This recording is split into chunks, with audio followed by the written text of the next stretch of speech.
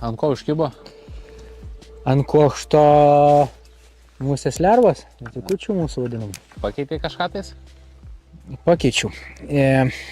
Pradėjom gaudyti iš toliau ir kaip skanavau dugną, ten jautėsi tokių kažkokių nelygumų, ne, ir vat, matom išsitraukinėjant, kad ant kabliuko vis ištraukiau žolyčių ir pradėjau po trupučiuką artintis ir mačiau, kad per vidų į upės, kaip skenavau, kad kažkoks tai lygesnis dugnas, jau žymiai viskas gražiau ir vat būtent toje vietoje tik tais prisiartinau prie to taško, kur buvo lygesnis, gražesnis dugnas ir iš karto gavau kibimą ir gražų žiobrį.